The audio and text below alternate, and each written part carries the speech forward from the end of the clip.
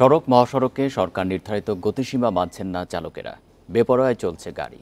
এ নিয়ে বিশেষজ্ঞরা বলছেন, সড়কে গতিসীমা বিজ্ঞানসম্মত নয়। দুর্ঘটনা কমাতে আগে ফেরাতে হবে শৃঙ্খলা। এই অবস্থায় প্রয়োজনে নীতিমালা সংশোধনের ব্যবস্থা থাকার কথা জানাচ্ছেন সড়ক সচিব। নগদের কাছে সব গ্রাহকই প্রিয়, তাই তো সারা দেশে ক্যাশ আউট চার্জ সবচেয়ে কম।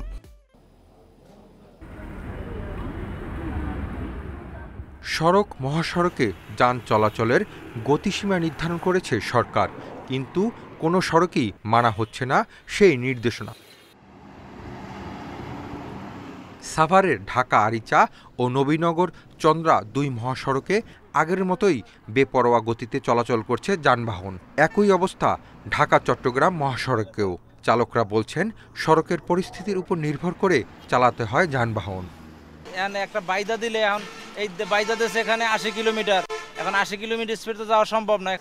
এদিকে সড়কে গতিসীমা বিজ্ঞানসম্মত নয় বলছেন বিশেষজ্ঞরা। সড়ক মহাসড়কে শৃঙ্খলা না ফেরালে দুর্ঘটনা কমানো সম্ভব নয়।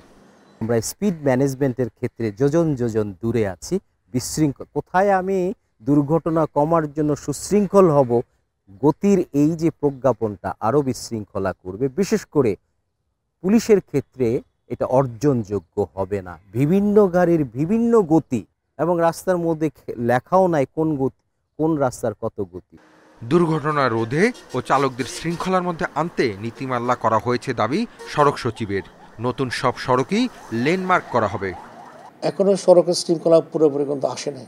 যেখানে পুরোপুরি শৃঙ্খলা আসে নাই, যদি সেখানে আমরা অতিমাত্রায় গাড়ি চালাই, তাহলে দুর্ঘটনার হার আরও বাড়বে, মৃত্যুর হার আরও বাড়বে। যেখানে লেন নাই সেখানে লেনগুলি করে নেবে এখন থেকে। যখন রোডস অ্যান্ড হাইওয়েজ কিনবে, যদি রাস্তা নির্মাণ করবে, তখন তারা কিন্তু এই গাইডলাইন অনুসরণ করে তারা এখন লেন মার্কিং করে দেবে। প্রয়োজনে গতিসীমা সংশোধনের ব্যবস্থা রাখা হয়েছে বলেও জানান সড়ক সচিব। Hasib Mahmud Shah, independent news, Dhaka.